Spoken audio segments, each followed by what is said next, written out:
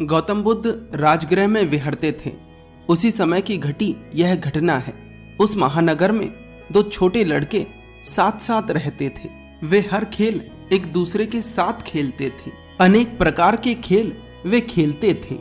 आश्चर्य की बात यह थी कि एक सदा हारता था और दूसरा सदा जीतता था।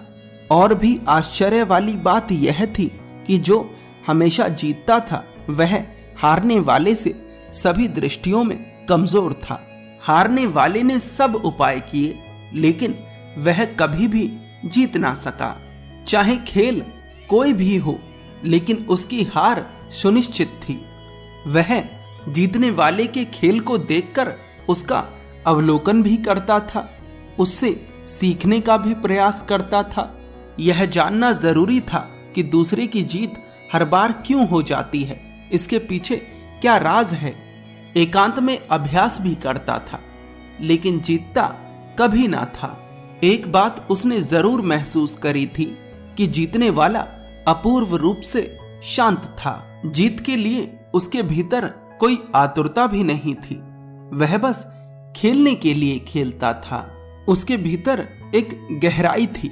उसका आभा मंडल भी प्रकाशित था। इसलिए हारने वाला भी हारकर जीतने वाले से ईर्ष्या नहीं करता था। वह बार बार उसके साथ खेलता था क्योंकि जीतने वाले का व्यक्तित्व कमाल का था।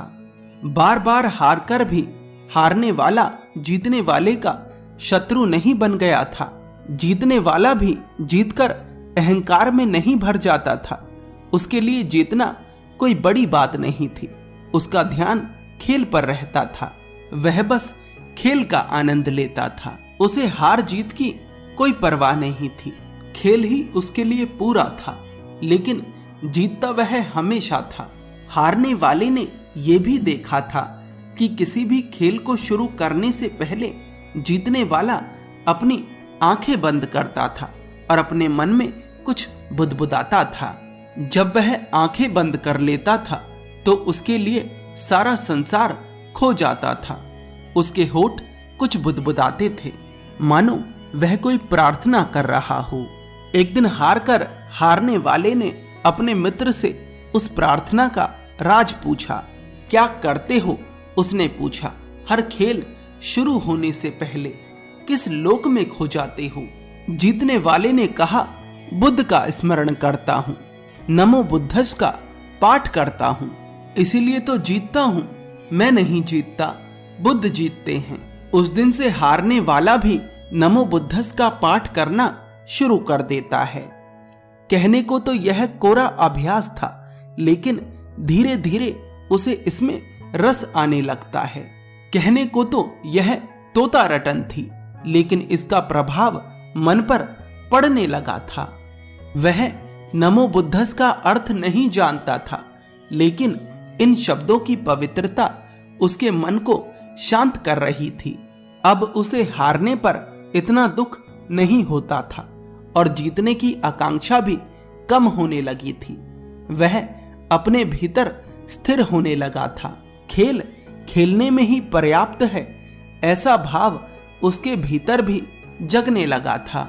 शुरू तो किया था परिणाम के लिए कि खेल में जीतने लगूं, लेकिन अब स्मरण में ही आनंद आने लगा था। पहले खेल आवश्यक था, खेल में जीतना आवश्यक था, अब पाठ आवश्यक होने लगा था। उस लड़के का पिता लकड़हारा था। एक दिन उसका पिता उसे अपने साथ जंगल ले गया। लकड़ी गाड़ी में लादकर वे दोनों घर की ओर चल पड़े। मार्ग में एक शमशान के पास वे दोनों अपने बैलों को खोलकर थोड़ी देर विश्राम करने लगे। दोपहरी का समय था। एक पेड़ की छाया में वे दोनों बाप बेटे लेटे हुए थे, इसलिए उनकी आंख लग गई। वे दोनों तो सो रहे थे लेकिन उनके बैल चरते चरते नगर में प्रवेश कर गए।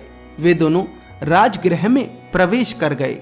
जब उनकी आंखें खुली तो उन्होंने देखा कि बैल गायब हैं। उस लड़के के पिता ने कहा, बेटा तुम यहीं बैठो, मैं अभी बैलों को खोज कर लाता हूँ। उस लड़के का पिता उस लड़के को गाड़ी के पास छोड़कर बैलों को खोजने नगर में चला गया। बैल मिल तो गए, लेकिन तब तक सूर्य ढल चुका था। नगर के द्वार बंद हो चुके थे।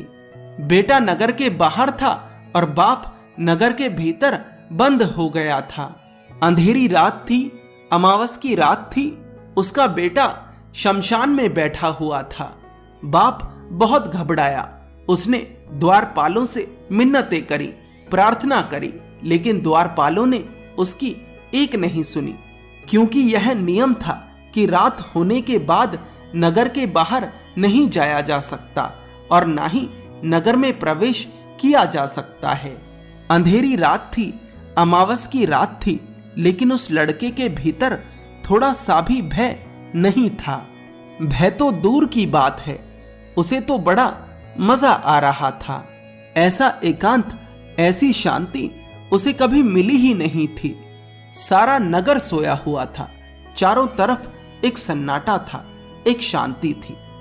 वह लड़का बैठा और आंखें बंद करके नमो बुद्धस का पाठ करने लगा। नमो बुद्धस, नमो बुद्धस, नमो बुद्धस कहते कहते कब आधी रात बीत गई, उस लड़के को पता भी ना चला। और फिर उस रात एक ऐसी घटना घटी जिसके लिए बड़े बड़े ज्ञानी अपना पूरा जीवन खपा देते हैं। पहली दफा उस लड़के को ध्यान की झलक मिली, समाधि की झलक मिली। शांति तो मिली थी, अब तक मजा भी आ रहा था, लेकिन वह बूंद बूंद था। लेकिन आज उसने डुबकी लगा दी थी। उसने वो जान लिया था जिसको जानने के लिए बड़े बड़े ज्ञानी तरसते हैं। जो परिस्थिति किसी और के लिए मौत बन सकती थी, वही परिस्थिति उस लड़के के लिए वरदान बन गई। शुरुआत शब्दों से हुई थी और शब्द ही शब्दों के पार ले गए। यह कहानी हमें कई चीजें सिखाती है, जैसे आप शुरुआत कैसे भी करें, बस आपको जिज्ञासा के साथ आगे बढ़ते रहना है।